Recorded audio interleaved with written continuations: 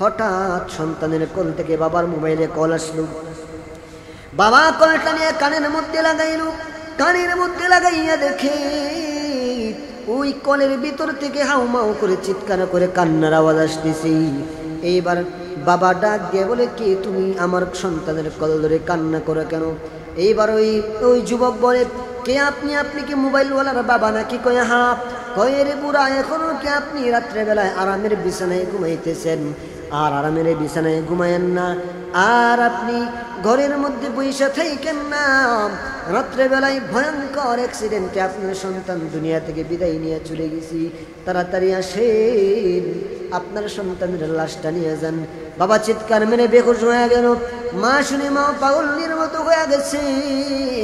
ভাইয়েরা আমার, এমন সড়ক দুর্ঘটনা বেড়ে চলেছে। নিমেষেই যেন সন্তান মার থেকে আলাদা হয়ে যাচ্ছে। নিমেষে যেন মায়ের বুকটা খালি হয়ে যাচ্ছে। নিমেষে যেন সন্তান এতিম হয়ে যাচ্ছে। নিমেষে যেন নারীরা বিধবা হয়ে যাচ্ছে সড়ক দুর্ঘটনায়। ভাইয়েরা আমার, এমন একটা আমলের কথা আপনাদেরকে বলে দিব। এই আমলটা যদি আমরা করতে পারি, আল্লাহ পাক রব্বুল আলামিন সড়ক দুর্ঘটনা থেকে, অ্যাক্সিডেন্ট থেকে, আল্লাহ পাক রব্বুল আলামিন আগুনে পুরা মরা থেকে, পানিতে ডুবে মরা থেকে, সব ধরনের বিপদ আপদ থেকে আল্লাহ তাআলা আমাকে আপনাকে হেফাজত করবে। আমার বাস্তব জীবনের খুব ভয়াবহ একটি অভিজ্ঞতার কথা আমি আপনাদের সাথে শেয়ার করছি। বহু আগের কথা, একদিন মাহফিল করে কিশোরগঞ্জ থেকে ঢাকার উদ্দেশ্যে রওনা দিয়েছি। তো ভৈরব এসে আমাদের গাড়িটা খারাপ হয়ে যায়। তো আমরা ভৈরবের কাছাকাছি এসে আমাদের গাড়ির সমস্যা হয়। তো আমরা কিছু মতে ভৈরব এসে সিলেটের বাস ধরে আমরা ঢাকায় চলে আসি। তো বাসের মধ্যে উঠলাম। তখন গাড়িতে আমার সাথে আমার বড় ভাই ছিলেন এবং আমার বাবাও ছিলেন।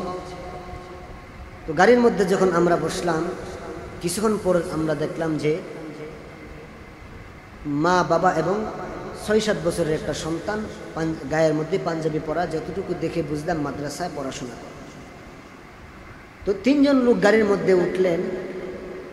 তো আমার যতটুকু মনে হচ্ছে ড্রাইভারটা নেশাগ্রস্ত অবস্থায় ছিলেন। ড্রাইভারটা হঠাৎ গাড়িটা এমন জোরে ব্রেক করলেন, মা এবং তার সন্তানকে কুলে নিয়ে সামনের যে ড্রাইভারের সাথে গোল সিট থাকে ওই সিটটার মধ্যে বসা ছিল।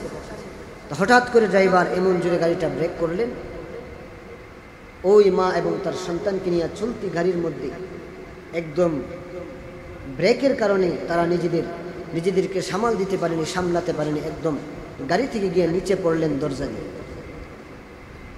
তো সে টান দিয়া ব্রেক করে আবার টান দিছে, যার কারণে তারা আর নিজেকে রাখতে পারেনি, নিচে পড়ে গেছে। তো নিচে পড়তেই পেছন থেকে একদম স্পিডে একটা বাস আইসা একদম তাদের উপর দিয়ে উঠায় গেছে।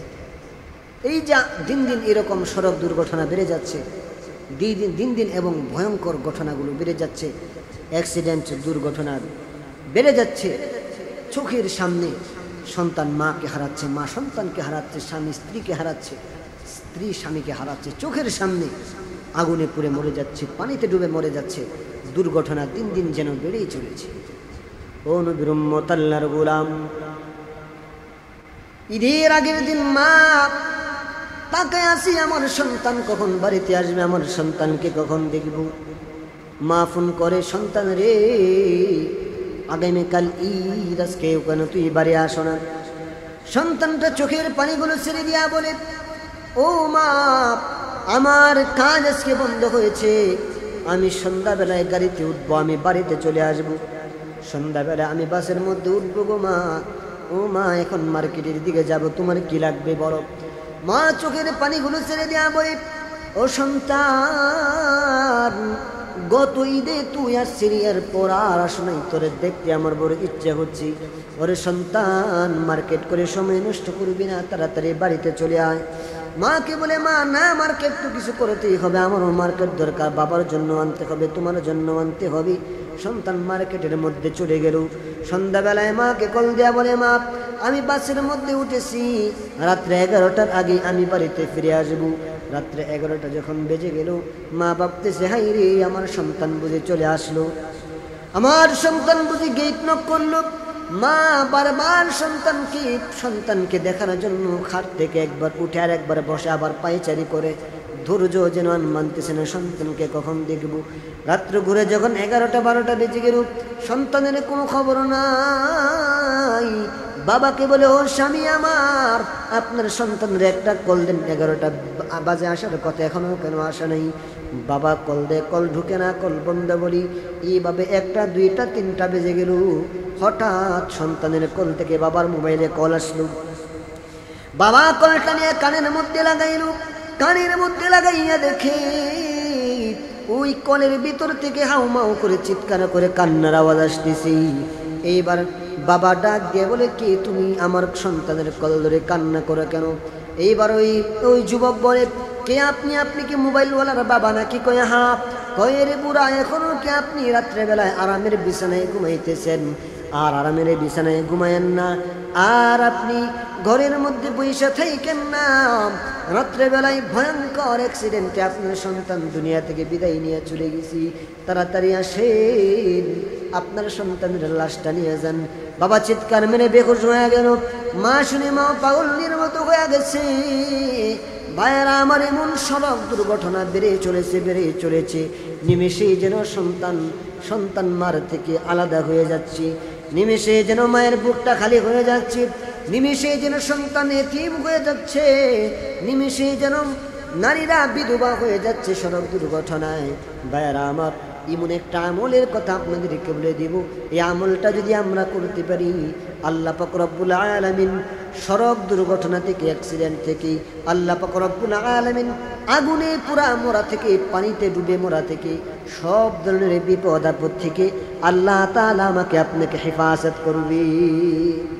আজকাল তো বিপদ আপদ বেড়েই চলেছে, অ্যাক্সিডেন্ট দুর্ঘটনা বেড়েই চলেছে।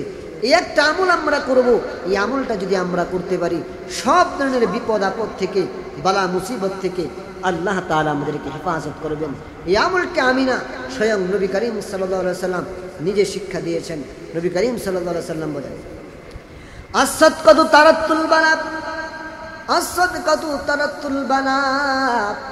দান সদকা মানুষকে বিপদ আপদ বালা মুসিবত থেকে হেফাজত করবে, বাঁচায় রাখবে।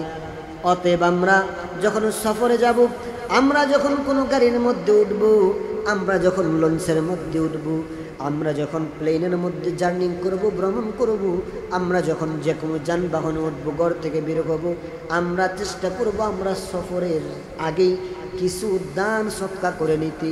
আর বেশি বেশি করে দান সদকা যারা করবে, নবী বলেন as-sadqatu tarattul bala, দান সদকা তাদেরকে বিপদ আপদ বালা মুসিবত থেকে হেফাজত করবে।